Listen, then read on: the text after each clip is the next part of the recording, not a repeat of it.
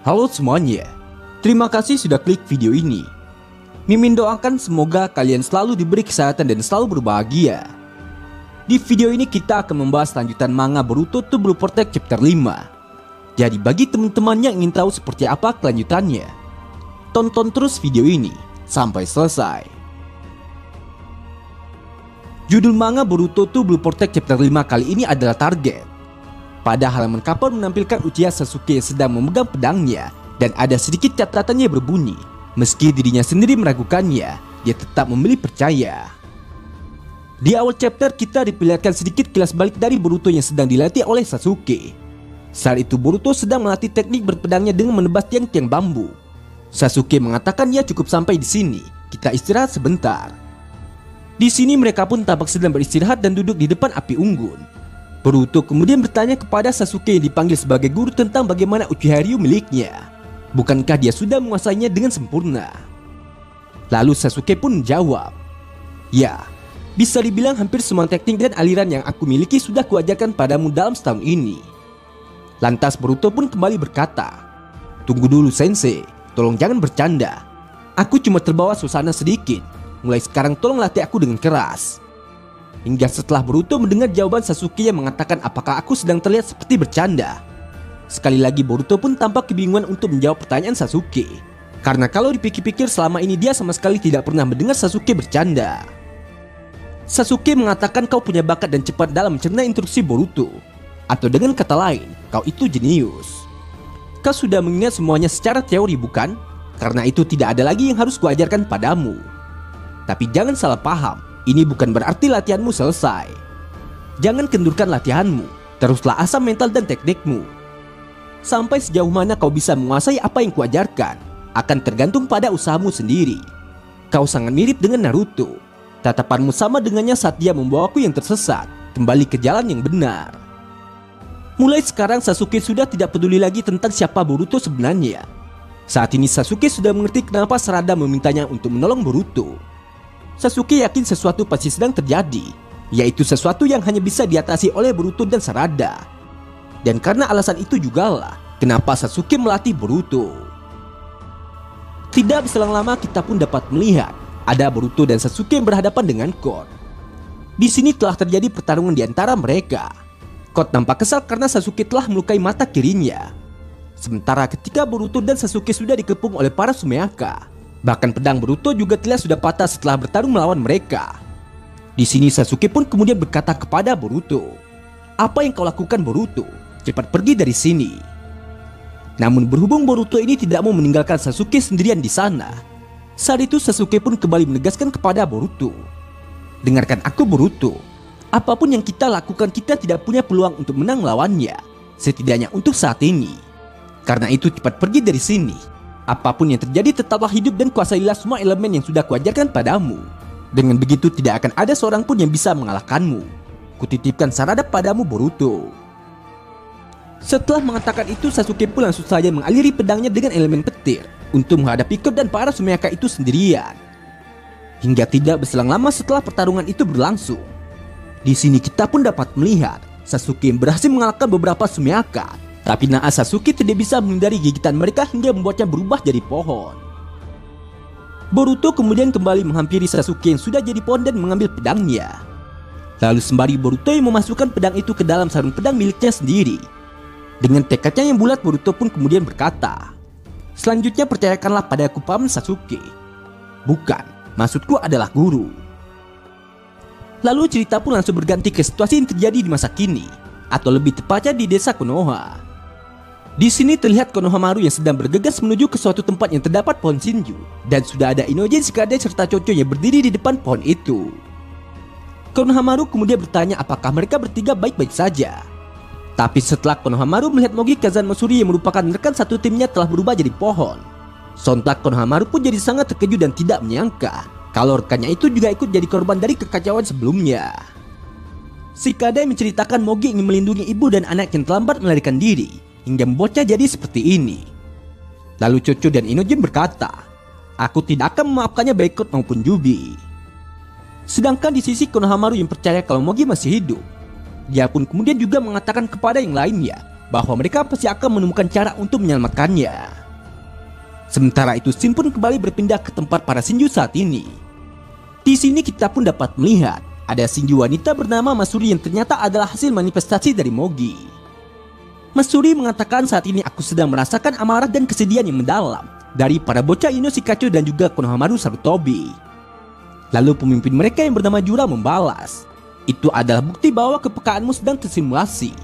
Meskipun secara biologis kita ini satu tubuh, perasaan yang kau rasakan itu hanya kau yang memilikinya, Matsuri. Atau dengan kata lain, meskipun kita semua adalah bagian dari pohon dewa, faktanya kita semua memiliki kesadaran masing-masing. Rencana kita untuk Boruto dan Kawaki masih sama. Kita akan memangsa mereka sebagai Otsutsuki untuk mencapai evolusi terakhir.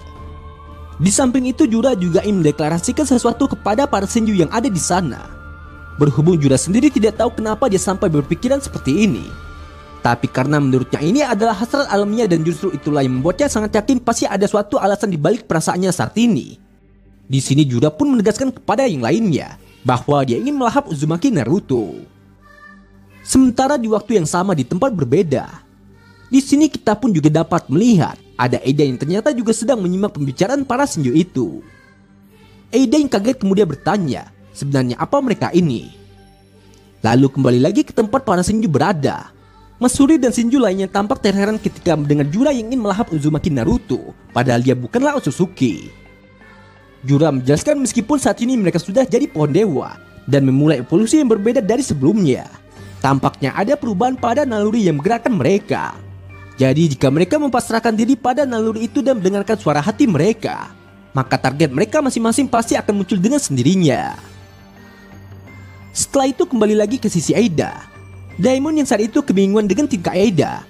Dia pun kemudian bertanya, "Hei kakak, apa yang terjadi?"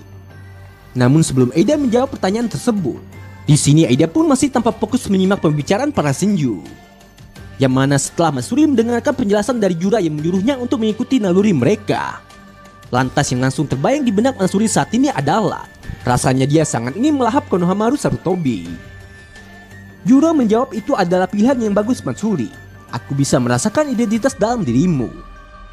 Sementara ketika Jura mendengar Shinju dari manifestasi Satsuki bernama Hidari bertanya, sebenarnya kita ini makhluk apa? Di sini Jura pun kembali menjawabnya dengan mengatakan, "Wajar kalau kau mempertanyakan hal itu, tapi kau tidak perlu khawatir.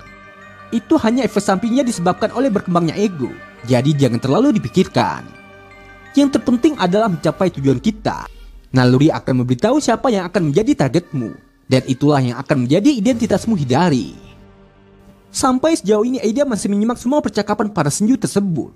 Dia akhirnya bisa tahu kalau para Shinju ini berasal dari cakra orang-orang yang dimakan oleh Sumiyaka dan telah menjadi pohon. Namun tidak berselang lama ketika Eida masih berada dalam ruang penglihatannya, tiba-tiba saja Eida pun malah dikejutkan dengan kemunculan Shinju baik yang ternyata dapat merasakan kehadirannya di sana. Yang kemudian dia berkata, "Kau melihatnya ya Eida? Kalau begitu sudah kuputuskan, targetku adalah kau." Mendengar hal itu sontak Eida pun jadi tampak sangat panik, hingga membuat Daimon khawatir apakah dia baik-baik saja. Tapi mengesampingkan kepanikan Eida tersebut, di lain sisi Hidari pun mendadak mengatakan kalau targetnya adalah seorang Uchiha yang bernama Uchiha Sarada. Shin kemudian kembali berganti ke desa Konoha. Di sini terlihat Amado dan Sumire yang sedang bekerja di kantor mereka. Sumire mengatakan Boruto telah kembali ke desa setelah kabur selama 3 tahun. Lalu Amado pun menjawab, "Sepertinya begitu. Aku dengar dia datang untuk melindungi Konoha dari serangan Code." Hingga ketika Sumire kembali mengatakan iya, tapi entah kenapa Konoha masih tetap mengincar nyawanya. Lantas Amado pun juga langsung menjawab bahwa itu wajar saja, karena dia sudah membunuh Hokage. Mendengar hal itu sontak Sumire pun jadi teringat dengan ucapan Amado yang sebelumnya pernah mengatakan bahwa dia sudah menambahkan data Akebi ke dalam karma Kawaki yang dia pulihkan. Jadi berhubung yang perlu Kawaki lakukan hanyalah mengimplan karma ke tubuh klon baru yang akan dia siapkan, maka Amado pun sangat yakin kalau itu harusnya sudah cukup untuk menghidupkan kembali Akebi. Sumire kemudian kembali berkata kepada Amado, "Sepertinya Anda santai sekali. Bukankah Anda yang repot kalau Boruto sampai dibunuh? Lagi pula bukankah Anda sudah menunggu kepulangannya demi putri Anda?" Di sini Amado menjelaskan alasannya meloloskan Boruto dari Kara dan bekerjasama dengan Kashinkoji adalah untuk mengalahkan Isshiki.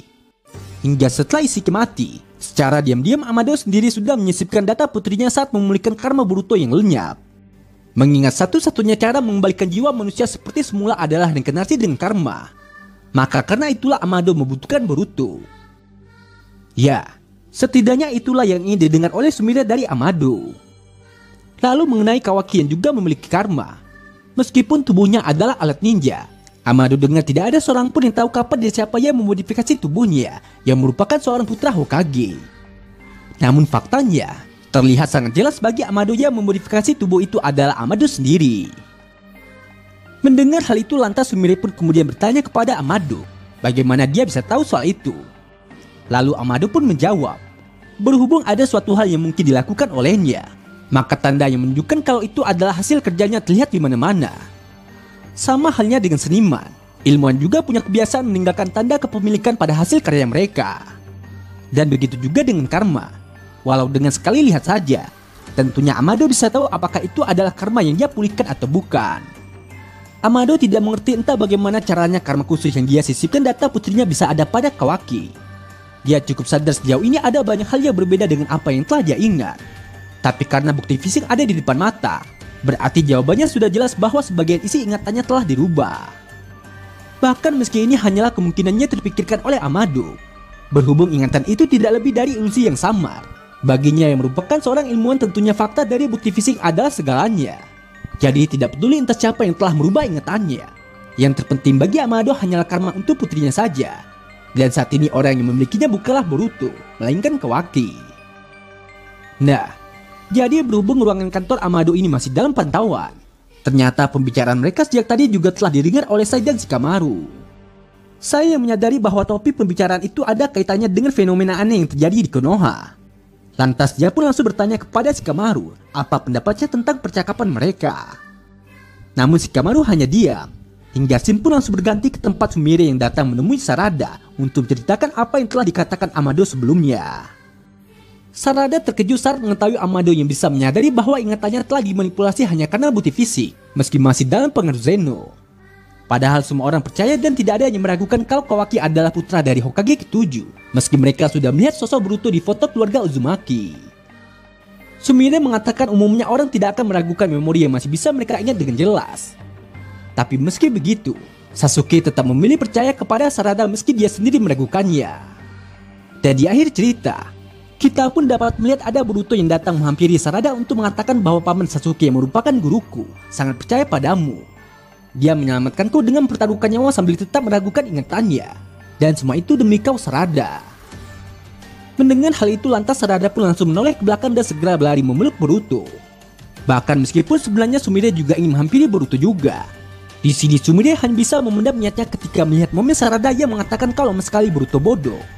Yang kemudian Boruto membalasnya dengan memeluk Sarada juga, sembari berkata, "Maaf, sekarang aku sudah pulang." Nah, jadi inilah keseluruhan cerita dari manga Boruto to Blue Protect chapter 5 kali ini. Terima kasih buat teman-temannya sudah nonton sampai selesai. Kira-kira akan ada keseruan apa lagi setelah ini? Tetap nantikan update video lanjutannya hanya di channel Onobe.